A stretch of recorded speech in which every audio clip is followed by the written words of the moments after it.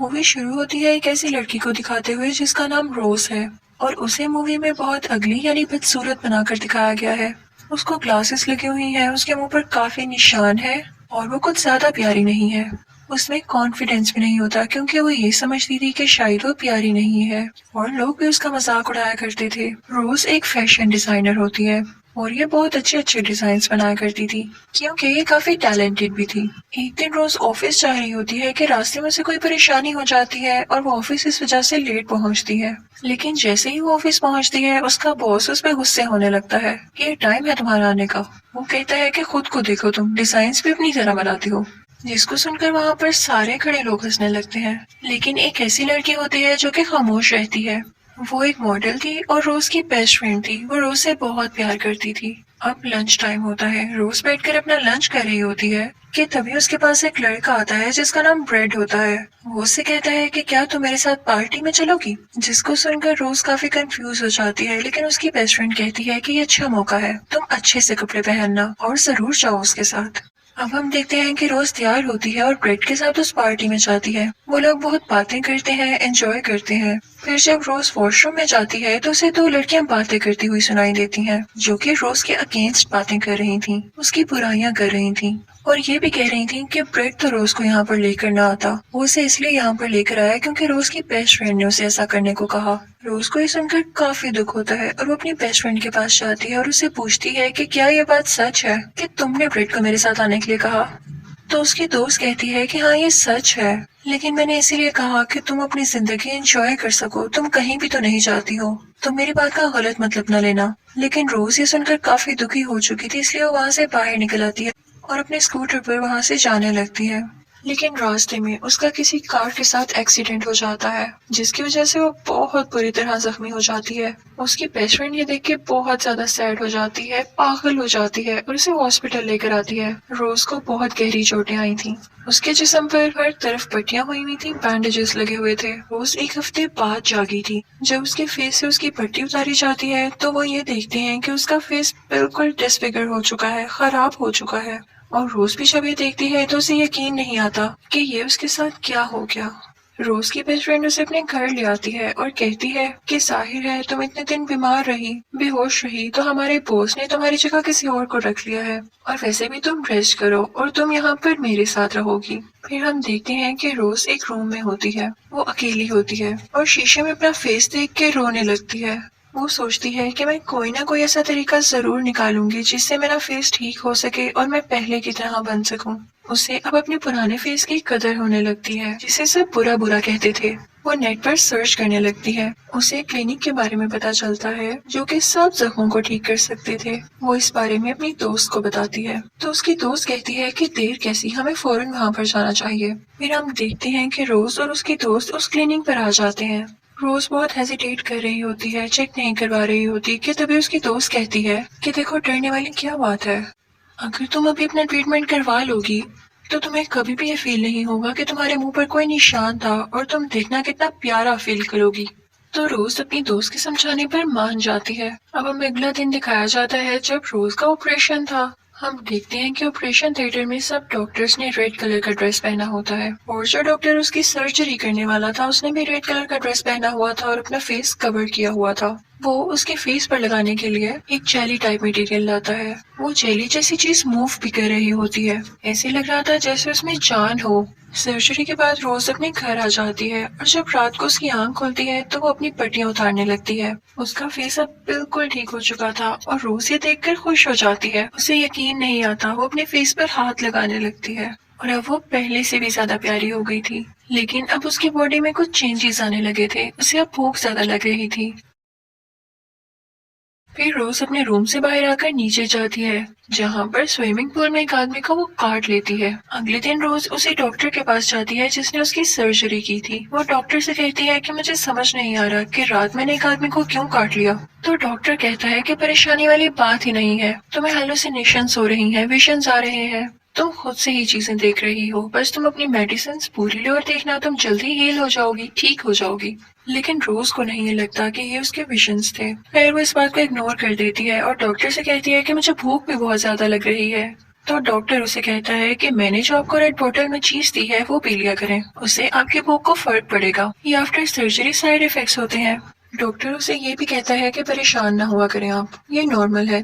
تو روز بھی سمجھ جاتی ہے کہ ٹھیک ہے مجھے نہیں ہونا چاہیے پریشان، کیونکہ وہ اب اپنی بیوٹی کو لے کے کافی زیادہ خوش تھی۔ وہ گھر آ کے اپنی دوست کو بھی بتاتی ہے اور اپنا چہرہ دکھاتی ہے، جسے دیکھ کر اس کی دوست کو بھی یقین نہیں آتا کہ روز اتنی پیاری ہو سکتی ہے۔ اب اس میں کانفیڈینس بھی آنے لگا تھا، کیونکہ کوئی اس کا مذاق جو نہیں اڑا سکتا تھا۔ وہ دوبارہ سے اپنا آفس جوائن کر لیتی ہے اور اپنے ڈیزائنز بنانے لگتی ہے، اور اب کی بار اس کا باس بھی نہیں اسے ڈانٹتا تھا، کیونکہ جب روز اپنی دوست کے ساتھ کلب میں گئی تھی تو وہاں پر اس کے باس نے اسے دیکھ لیا تھا، اور وہیں پر اس نے آفر کی تھی کہ تم چاہو تو جاب دوبارہ سے جوائن کر سکتی ہو، صرف اس لیے کہ وہ پہلے سے زیادہ خوبصورت دکھتی تھی، اب اس کی پرسنالٹی زیادہ گرومنگ تھی۔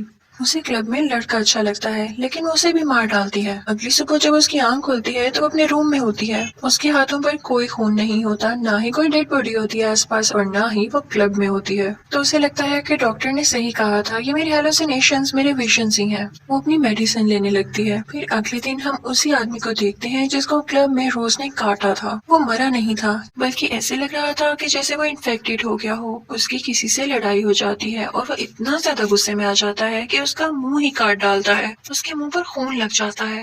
اب ہم دیکھتے ہیں کہ روز بیٹھ کر اپنا کام کر رہی ہوتی ہے کہ اسی دوران اسے بہت زیادہ بھوک لگنے لگتی ہے۔ روز اٹھتی ہے وہی اپنی میڈیسنز کھانے کے لیے، لیکن اسے میڈیسن کھا کے بھی کوئی فرق نہیں پڑتا، کیونکہ اب اس کی بھوک کافی بڑھ گئی تھی۔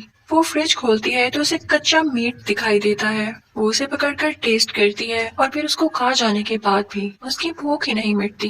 روز کو کچھ سمجھ نہیں آتا کہ وہ اب کیا کرے۔ وہ اپنے گھر سے باہر نکلتی ہے تو اسے ایک آدمی نظر آتا ہے جو کہ گاڑی میں بیٹھا ہوتا ہے۔ روز اس کا پیچھا کرنے لگتی ہے اور پھر اس کی گاڑی میں بیٹھ جاتی ہے۔ وہ دونوں باتیں کرنا شروع کرتی ہیں، لیکن روز کا اس کے پیچھے تو کوئی اور ہی مقصد تھا۔ اس سے اپنی بھوک نہیں کنٹرول ہو رہی تھی اور وہ اس آدمی کے گلے پر بھی کاٹ دیتی ہے۔ لیکن یہ سین بھی گزر جاتا ہے، اور پھر ہم دیکھتے ہیں کہ اگلی صبح اس کی آنکھ دوبارہ سے اپنے بیڈ پر کھلتی ہے، بالکل ٹھیک حالت میں، اور نہ ہی اس کے منہ پر یا پورے جسم پر کوئی خون کا ایک قطرہ بھی ہوتا ہے۔ اسے یہ سب کچھ کافی عجیب لگ رہا ہوتا ہے، اسے یقین نہیں آ رہا ہوتا ہے کہ یہ ویژنز اتنے اسٹرانگ، اتنے ریئل کیسے ہو سکتے ہیں۔ وہ سوچتی ہے کہ میں ڈاکٹر کے پاس جا کے دوبارہ سے پوچھوں گی۔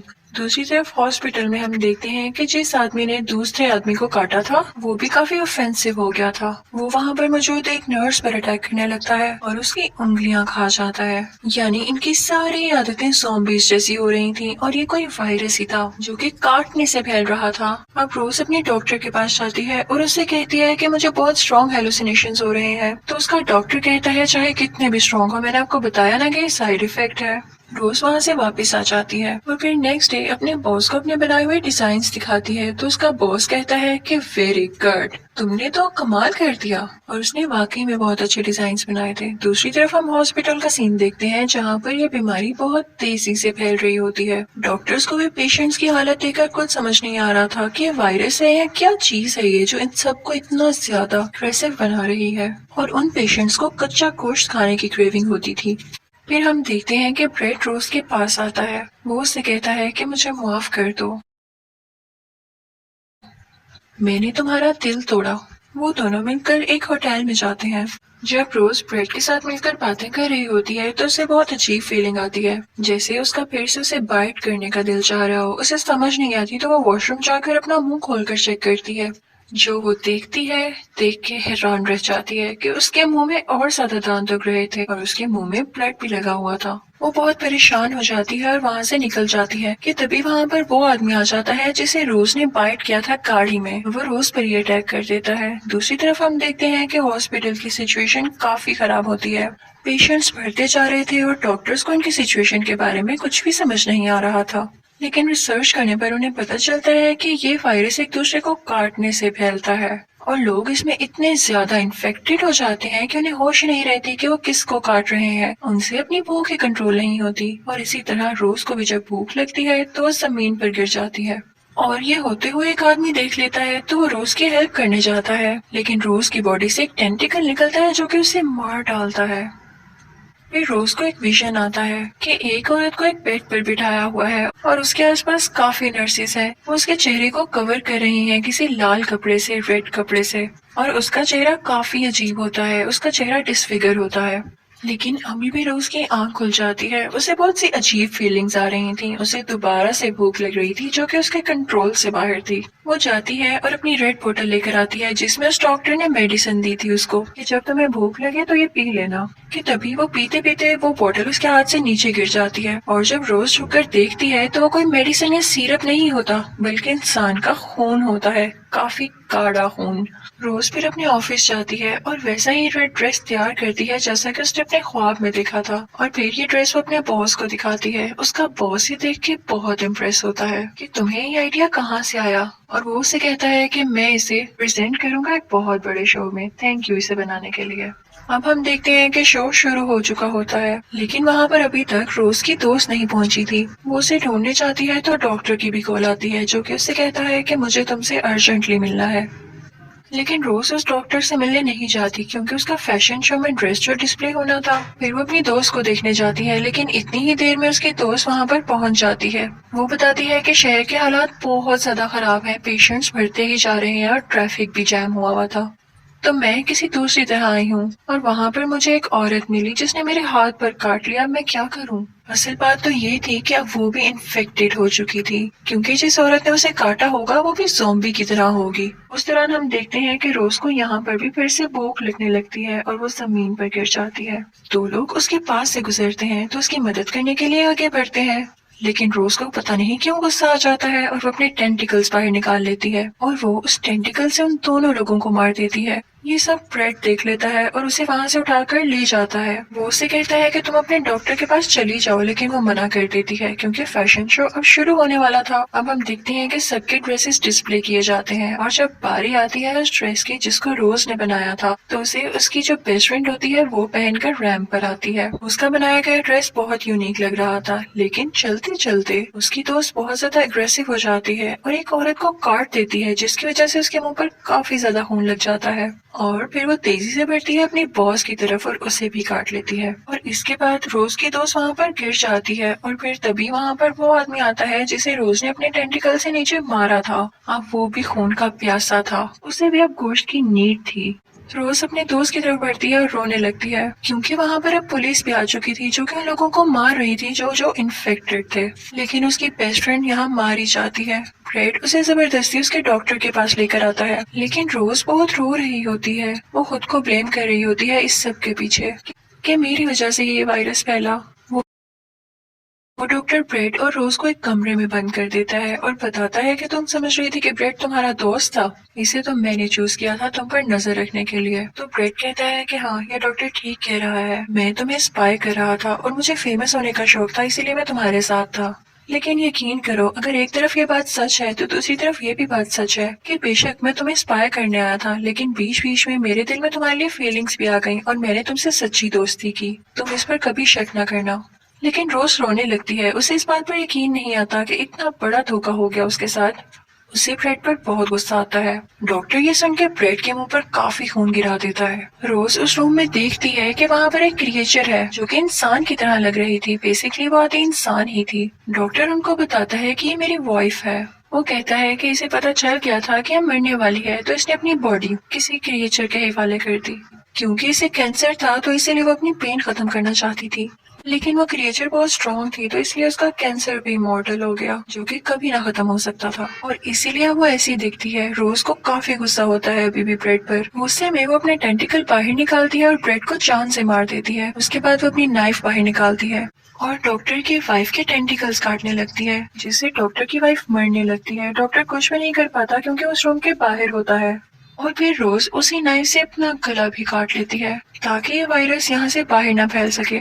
پھر ہم دیکھتے ہیں کہ اگلے دن ڈاکٹر کچھ بنا رہا ہوتا ہے. وہ خون کو شیک کر رہا ہوتا ہے ایک جوسر میں اور ساتھ ہی اس کے پاس کچھ ٹینٹیکلز پڑے ہوتے ہیں اور یہ دونوں چیزیں وہ روز کو لا کر دیتا ہے. ہم دیکھتے ہیں کہ روز مری نہیں تھی بلکہ زندہ تھی کیونکہ اب اس میں بھی کینسر سیلز آ چکے تھے جو کہ امورٹل تھے اور اب وہ چاہ کے بھی نہیں مر سکتی تھی. کافی سیڈ اینڈنگ تھی جو کہ روز کے لیے ایک ٹارچر بن گئی تھی اور وہ ڈاکٹر بھی روز کو ٹارچر کر کے کافی خوش تھا اور ایسے لگتا تھا جیسے وہ خود ہی ایک سائیکولوجیکل پیشنٹ ہے. اسی کے ساتھ یہ مووی اینڈ ہو جاتی ہے.